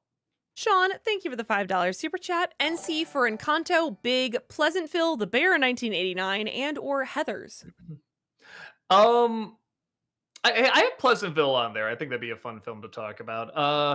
Encanto, I feel like we would need more time. I think it's a very good movie, but I feel like we're still too close to it. I still feel like we need like another 5 years or something like that to look back and see the impact that's had and everything. But I'm glad that film did as well as it did, especially the how well the music did. Sean, thank you for the $5 super chat. Disney December for Gross Point Blank since it's from Hollywood Pictures. That would give me excuse to see that. I've never. I think I have it on the list for like future ones, like not this year, because I never have seen it. I heard it's pretty good, so I think it is on the list. Jager, thank you for the $10 super chat. Is re-reviewing Transformers films and Thomas at the Magic Railroad a possibility? If you do more Thomas films like Sodora's Legend of the Lost Treasure, I will die happy. But that will never happen. You'll never die happy. I haven't seen much of Thomas in terms of like the show and everything. So probably not. We talked about maybe doing like a Transformers month, where we but there's a lot of movies. So we talked about doing like maybe the good movies as individual days and then all the bad movies just in one squished video because they are all kind of the same movie. And then maybe all the animated films in one go. So I don't know. We'll see. There's stuff we've been talking about with it. Dragon, thank you for the $5 super chat. Would you be willing to do a remake of The Garbage Pail Kids, or is it too bad to even attempt? I'm sure you can do it somehow. I don't know how you would do it though. Yeah, I don't know. That's something I'd want to see like a Lord and Miller tackle. Like, you just give him here's this idea, everything else is a blank slate. Do whatever you want. I'd love to see what they come up with, or maybe even like an Edgar Wright could come up with something pretty fun. Future movie actor. I'm having such a hard time for some reason saying your name today. Future movie actor. Thank you for the $5 super chat. With the passing of Terrence Stamp recently, I want to say that I actually really liked The Haunted Mansion 2003. Should have been animated though. If you like it, like it. That's totally fine. His performance is really that's absurd. Yeah, just that weird way he had of speaking was pretty fun. Dibble is gold. Thank you for the 500 bits. It's Wednesday and you reviewed Spaceballs. Going to watch it, but do I need to invest in Axe Capital? Only if you want to make billions and then possibly lose. I never did get to the end of the series. JL, thank you for the 500 bits. And Superman, do you like his suit more than Superman Returns suit? I actually do have a soft spot for the Superman Returns suit. I know people can say it's a little too bubbly, and certainly of the during like the Spider-Man movies and everything. But I don't know. I like this. I didn't have a problem with this suit, but yeah, I don't know. I like the one from Superman Returns. Movie Mike, thank you for the 500 bits. What do you think of the final scene of Amphibia where Marcy and Sasha surprise Anne for her birthday? I liked it. Yeah, no, it's one of those where it's definitely having your cake and eating it too. I thought it worked just well enough. There was a part of me I'm like, this is kind of cheating, but no, there is still technically a sacrifice here. So, I dug it. I thought it worked out pretty well. Sean, thank you for the $5 super chat. Thoughts on the Kevin Costner movies The Untouchables and Field of Dreams? I should watch Field of Dreams again. I remember liking it. It's a good film. I don't know if I quite got that, like a Barrow putting it, that magical feeling out of it. And I know the way I'm supposed to get it. I know the way it's supposed to hit me. And it works. It's effective. It's a good movie. And now that I'm older and like maybe my defenses are down a little bit more, maybe I'll like it more, or maybe I'll end up not liking it. I don't know. But and Untouchables is a bonkers movie, but it's really fun. As long as you know like half of it is made up, you'll have a good time. But then the stuff you'll find out is actually true. It's really interesting. What's his name? History Buffs, I think is his name. He did a video on it, and he pointed out the stuff that's true and not true, and some of the stuff that really did happen that you would swear, oh, the movie made that up as too cartoony, like really did occur. So yeah, no, that's a good video to check out on it. JL, thank you for the 500 bits. What were your thoughts from E.T., the walkie-talkie cut? Do you think it should be a bonus on the 4K? And do you think pretending it never happened was a mistake? No, we should. I mean, everybody's different, right? But I'm usually very much of most of your mistakes are good to learn from. I can see somebody saying that that's too painful. I don't want to keep revisiting that. If I keep revisiting that, I'm going to drown it. If I keep swimming in it, I'm going to drown in it. I get Mhm. that. I doubt Spielberg has that problem with that. It's still a film everybody seems to love. It's a very easy thing to make fun of. I think it would show he has a good sense of humor if he put it as a special feature on there, or maybe just the changes in there, just a special feature on what the changes were. I think would be pretty funny. So I think it'd be fun to include. Newman Production, thank you for the $5 super chat. Have you heard of Fido 2006? Bill Conley stars as a pet zombie, and Trinity from The Matrix is one of his caretakers. Fido 2006. No. This looks really out there. Okay, try to check it out. Looks like fun. Sean, thank you for the $5 super chat. Favorite moment from Silence of the Lambs, also possible NC for Nostalgiaween? That's another one where I don't know how I get away with a lot of it. Though that might be kind of fun to find ways to go away with it.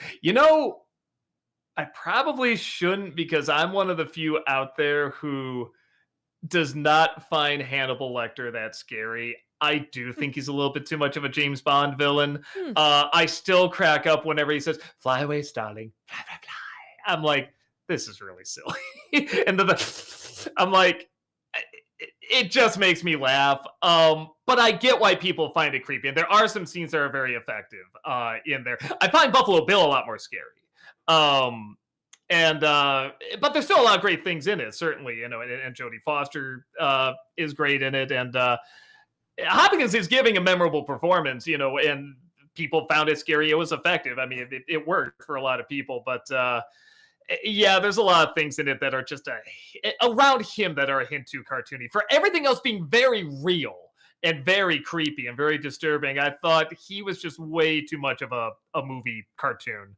But and I just don't think that's going to go over well. But it's a good movie, and there is stuff to talk about. I'd have to think about how I would phrase that so that the internet doesn't torch me. Noon Mountain, thank you for the $2 super chat. Are you reviewing Ice Cube War of the Worlds?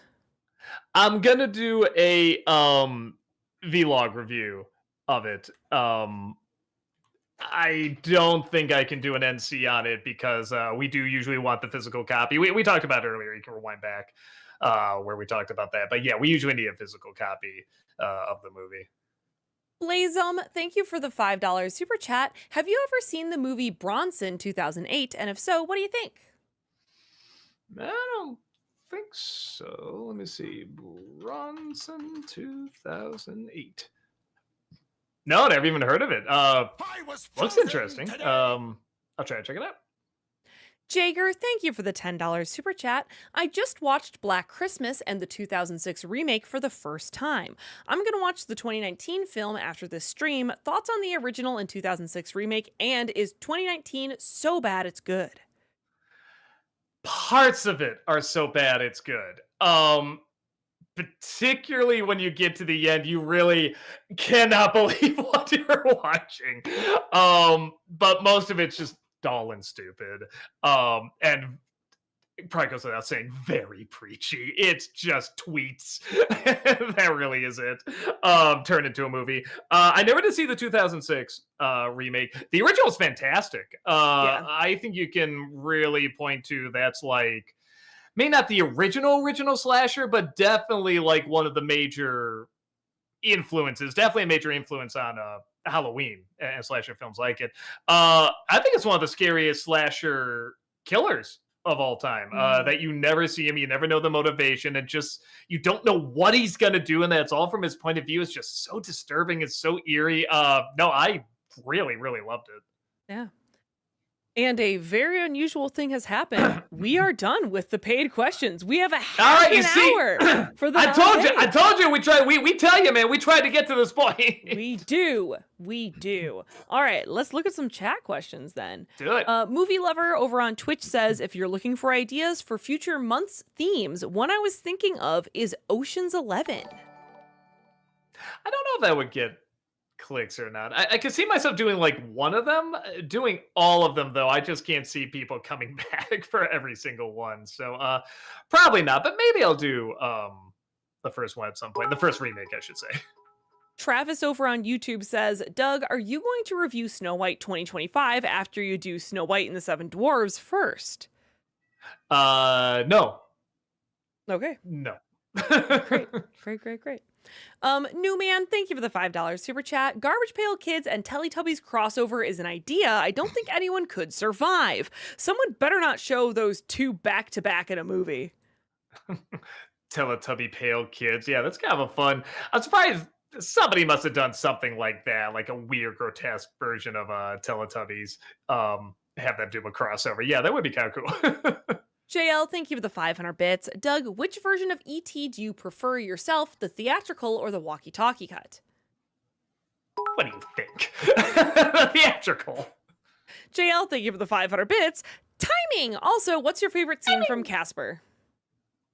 Let me see. I liked Dan Aykroyd coming out as the Ghostbuster. I thought that was a pretty good joke. I'm trying to think of ones that because I know there's some laughs in there. Like there's some moments that get a good laugh at me. I think it's just been too long since I've checked it out. You know what I remember most about it, aside from the effects and everything? I remember the atmosphere of it was very good. Like the look of the house. I remember the shots were very elegantly done. It's the same guy who did whatchamacallit? A Series of Unfortunate Events. It has that feel to it. It's ghostly and a little dark, but it's still kind of kid friendly too. That's kind of what I take away the most from it. And again, for Casper, something that most people would phone in and not even try with. We got an IP, okay, make a Casper movie, whatever. They did put a lot more effort into that movie than was probably, especially at that time, was probably expected. July Media over on YouTube says, NC review on Gulliver's Travels with Jack Black, Happy Time Murders, Robin Hood with Taron Egerton, or Playmobil the movie. I just don't know if any of them would get clicks. I mean, I always say we do half and half. We do something we really want to passionately talk about and something we know will get hits, and kind of the stuff in between. I don't have too much of a passion to talk about any of those, and I just don't see them getting clicks, so probably not. Gabriel over on Twitch says, Doug, it hurts my soul that you haven't seen Supernatural. That show screams your name all over it. You could be right. Again, there's a lot of shows that have my name all over it. I just haven't gotten around to it. I've never seen One Piece. Never saw JoJo's Bizarre Adventure. I know there's a lot of shows out there that, would be great for me to see. It's just this job keeps you busy. That's the sacrifice of having a dream job, I know a guy over on YouTube says, did you see the trailer for GOAT? And if so, thoughts? While I love the style it's going for and the sport looks cool, the story isn't really doing much for me. Me too. And I feel like I saw it just after the Zootopia 2 trailer, so I'm like, oh, that's unfortunate, because Zootopia 2 just looks so much better, and they're obviously doing much more with this idea. But I could be wrong. I could watch it and be like, holy smokes, they really had much more of an idea here than I thought. So we'll see. But I'm with you. It didn't look awful or anything, but it wasn't grabbing me. JL, thank you for the 500 bits. I'm serious about a sequel to Robin Hood 1973. How would you make a sequel to it? Is the 73 one? Oh, wait. Is that Disney animated? Yeah, is that Disney? Yeah, most people just say Disney. Yeah. I love he gave the year. The one where he's a fox. I don't know. You definitely have to bring back Hiss and Prince John. That's the biggie. I love to see what the hell the little bunny boy was going to do. I still don't know what that... Well, as a kid, I was always like, oh, I'll understand what that means when I'm an adult. No, that still is a really weird scene. Why is he going with them? Yeah, I don't know. You'd have to do something with, Robin Hood's kids, I'm sure. That'd probably be the logical step. And I don't know how you would do that and have it be good, because you could just so easily see how that would go just in a straight to DVD sequel, formula. Um, Boy, the more I talk about it, the worse it sounds. Because I think I did a video saying like, "Hey, sequels we want to see," and I had Robin Hood in there because Robin Hood was so good, and we can have more adventures. And then just the more I'm talking about, I'm like, yeah, boy, there are so many traps just ready to suck the good out of it. So whoever would do that, if they ever did take that on, would have to be very, very careful. Ultimate Frozen fan over on YouTube says, so Doug Helmet and Heather Vespa, who are your favorite Spaceballs character? Mine is hands down Dark Helmet. Yeah, toss up between. Yeah, it's got to be Dark Helmet. I was almost gonna say Dark Helmet and Colonel Sanders. But I'm like, nah, Helmet really does have the funnier scenes. I always say though, like if I was to play anyone in that movie, it'd probably be Colonel Sanders, because I feel like I've already played a part like Dark Helmet too many times. Like I'd love to play a part like Colonel Sanders. Master Mario over on Twitch asks, I asked this last year, but will you review 1994 Miracle on 34th Street or make an old versus new of it?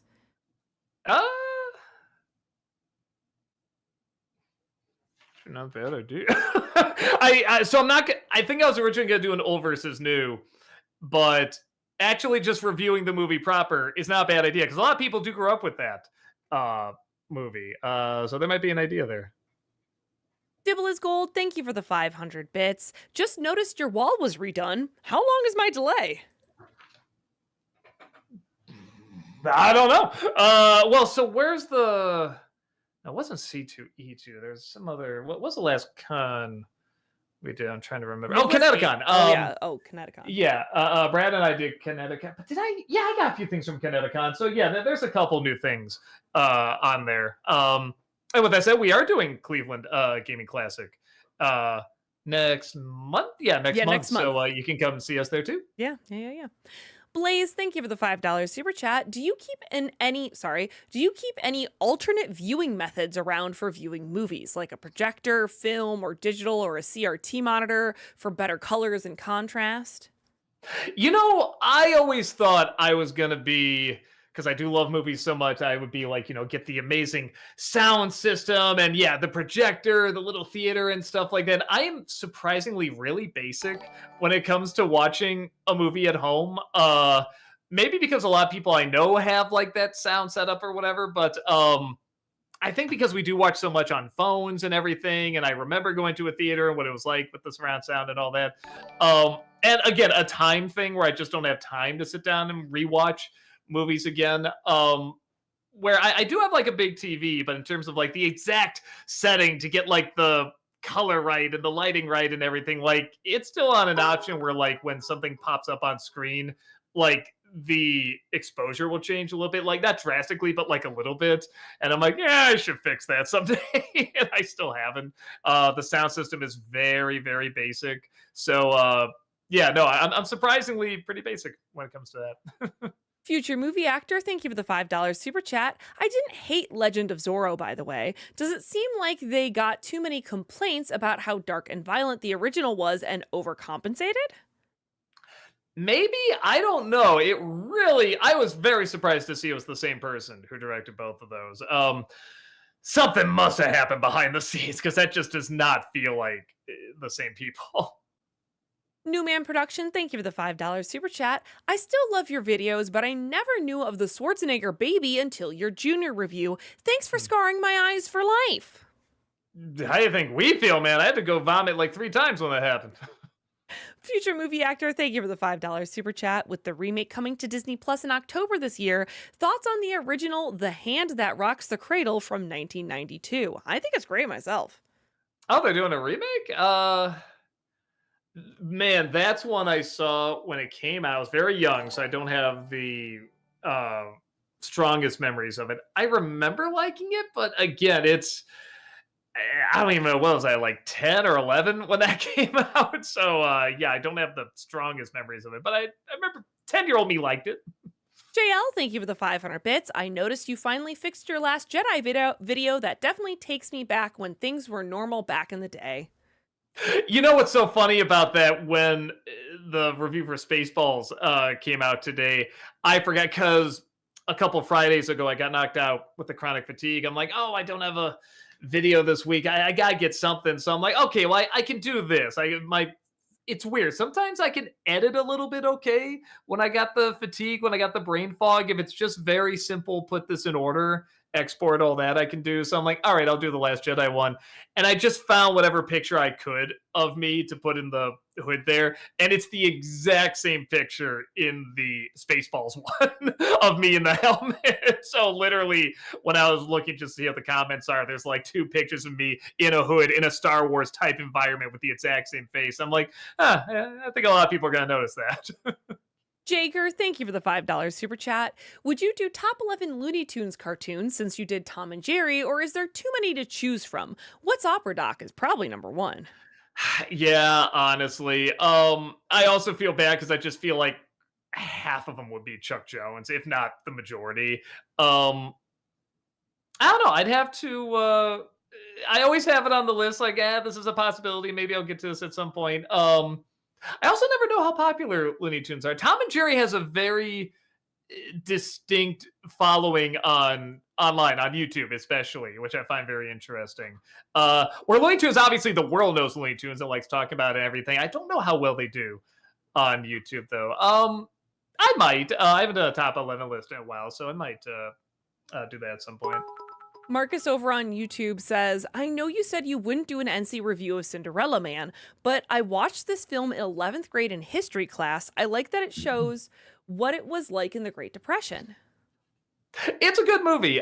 It was interesting because, like, when it came out, people were like, how is this film not doing better? Because I think it bombed when it came out. This is so phenomenal. Like, one of the best films of the year, if not the best film of the year. And I think it got overhyped because when I checked it out, I'm like, it's good. It's a good movie. I just didn't get quite the, like, even remembering it now, I kind of remember the performances. Same thing. I remember the depression, some of the atmosphere. I don't remember too much else about it. Just that it was good. So, again, maybe I got to put it on again. Maybe I'll see an entirely different film this time. Logan over on Twitch asks, have you seen Young Guns 1 and 2? I know they aren't good, but hold a special place for me. Somebody just brought this up at the stream, the member stream last night too. No, I haven't. I haven't seen either of them. I didn't even know they had that reputation. I thought they had the first one, at least I thought had a reputation of being a good film. Maybe I was wrong. But I should check it out because I never have. Frankfurt the Orange over on YouTube asks, so Doug, I guess, what are your thoughts on the sequel to the Lindsay Lohan Freaky Friday, Freakier Friday? For me, it's gonna suck eggs. So many eggs. I haven't seen it. When it comes out on Blu-ray, I'll probably watch it for Disney December because I did do the first one. I thought the first one was pretty fun. I like the original too, the Jodie Foster one. It's a cute idea to add more people in there. That's kind of a fun idea. And then the trailer was getting a few laughs. There were a few chuckles I got in there, but there was nothing that was like, demanding I see it. You know what I mean? So like I said, I'll check it out for Disney December, see how it is. Sean49 Doctor over on Twitch asks, speaking of Johnny Cash, do either of you have a favorite song of his? I do like Walk the Line, actually. I know it's not like the best. I know he has like better ones and stuff like that, but it's just so cool. I walk the line. It's just cool. JL, thank you for the 500 bits. Was WandaVision your first show during the pandemic? Also, what other shows or movies did you watch during that time? Loki, that was one. I watched that. Why am I blanking on the name of it now? The Bulls documentary. Oh yeah. What was it called again? I don't remember. Oh man, that was like, going around. The Last Dance or something like that. Yeah, that was it. Last Dance. That I loved because I lived through that. I watched so much, so seeing so much of what was going on behind the scenes was really really cool. I think I said I watched Loki. Yeah, and I did watch WandaVision. Was it Falcon Winter Soldier? I saw that too. I'm sure there's others, but yeah, in the long ago, it all got blurs together. Adam, thank you for the £5 super chat. Would you review any Toho Godzilla movies? Godzilla -1, maybe? If I did like a theme month for it, I probably do like the newer Godzilla, King Kong movies, where they fight each other and everything. I think that would make the most sense because that's more modern. And if there was like an extra spot, maybe I would do -1. What am I gonna add to -1 though? That doesn't just speak for itself. I really don't know what I could add to it. And the other Godzilla movies, I've seen some of them. I've seen the original and everything. I like them. I'm not like a diehard fan, and I feel like if you're going to review those, you have to be a diehard fan. You have to have respect for it, and I do. I'm just not to the level so many other people do, and I'm like, I'll leave it to them. They're going to bring more of an interesting point of view than I probably am. But I can talk about the newer ones that have come out. Headshot over on YouTube asks, do you think Jaws should have done a disclaimer with Spielberg and a shark trainer to downplay the fear of sharks IRL for the shark's sake? Sure. I gotta say, it is so funny when I forget what I went to see, but it has the little thing that says what the film is rated and there's PG. I'm like, oh, is it gonna be another Disney film or something? No, it's Jaws. Again, back when it really freaking meant something. Yeah. Smee fan over on Twitch says, what's a movie you saw in theaters that you were actually embarrassed if people you know saw you in the theater? I don't know. I'm usually okay. I'm not like Brad where I go and see like, whatever the Barbie Fathom Event movie or anything like that. I do remember one time, Rob and I were gonna go see The Princess and the Frog, and I went up. I was like, one for Princess and the Frog, and Rob came up. And he just said, "Same," and he's like, "I just couldn't say it out loud. I couldn't bring myself to say one for Princess and the Frog." Jeremy over on YouTube says, so Doug, what are your thoughts of making movie review and bloopers? And because I like it was really funny and I got a question for you, what's it like about being an angry video game nerd? It was hilarious. It was good. It was ass. There you go. Yes, I can answer that. Elite Gamer over on Twitch says, hello, Heather and Doug. Hope you're well. Doug, please explain why your YouTube password is 123456. That's the kind of password someone uses on their luggage. Thank you both for so many amazing and funny videos. You guys rule. Haha, fool. You're off by one number. You'll never guess what it is. Wait, he's probably seen Spaceballs. Damn it. JL, thank you for the 500 bits. I really believe in signs that your idea of them trying to bring a cure would have been a good idea, but from everyone else is that they were really demons, not aliens. That's why water killed them. All right. I haven't heard that theory, but well, okay, I guess the symbolic, because it's all about, religion, what Shyamalan say, I can take Pokemon and make it about the Holocaust because he's such a master. It wasn't going to his head at all. Alexander, thank you for the 500 bits. Out of morbid curiosity, I recently watched The Love Guru. It's about as bad as people say. The only funny scene I remember is during a flashback. They superimpose Mike Myers' adult head onto a child's body. It looked so ridiculous, I couldn't help but laugh. I think I remember that from the trailers. Yeah, I never did see it. It's one that gets recommended a lot that I review, so it's always on the list. But I, always move it down to make room for something else. But it is on the list. Christopher over on YouTube asks, will you do a trailer reaction to Lego Batman Legacy of the Dark Knight? That's right. I did see a little thumbnail for that. So is it a movie or is it a game? I think if it's the game, if it's the one from the other day, it's a game. Okay. I just know there was a brand new Lego Batman game trailer that just debuted. That I saw. I'm going to tell you right now, my trailer reactions are not very interesting. I literally one time when I saw the Mario Brothers movie trailer was dropping, I'm like, okay, I'm going to film my reaction because I'm sure I'm going to have a reaction. And I watched it. It was just nothing. I really do not have big reactions to trailers. The only one I can think of recently that did get a big reaction was probably the Naked Gun with the OJ joke. I did laugh really hard at that one, but I'm surprisingly pretty reserved when it comes to that. Majestic Demon over on Twitch says, so I finally checked out a classic. I watched Casablanca. I was surprised. It was both exactly what I thought it was going to be and not what I thought it was going to be. I thoroughly enjoyed it. You know, it's funny. I gotta see it again because it's a good movie, it's a classic and all that stuff, but I did have one problem when I saw it. I did not believe the romance, which is like what it's all about. Um, and part of that could very well be I knew the ending, I knew the story, and so everything built. I knew all the lines, so I'm just kind of waiting for those moments to happen. So I'm wondering if I go into it with a lot of years in between me now and I watch it again, if I'll get into it more because I absolutely adored everything else. And all the actors are good. I mean, both of them are wonderful. Uh, I just never quite bought the chemistry, so I want to see it again, especially now that I'm older, and see if my thoughts change at all. Dark Creek over on YouTube wants to know, what are your thoughts on Jeff Dunham? Some stuff makes me. How do I put it? There's some stand-ups where I'm like, boy, that's not my thing. Even though there are some moments that can make me laugh, I do like the dead terrorist. I do think it's really funny.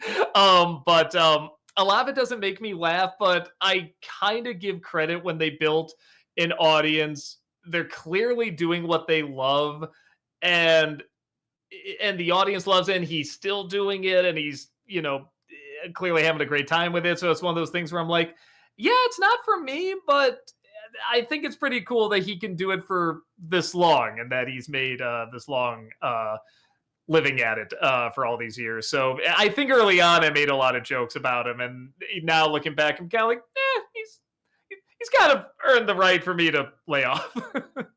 JL, thank you for the 500 bits. In Signs, what do you think about Graham and his brother?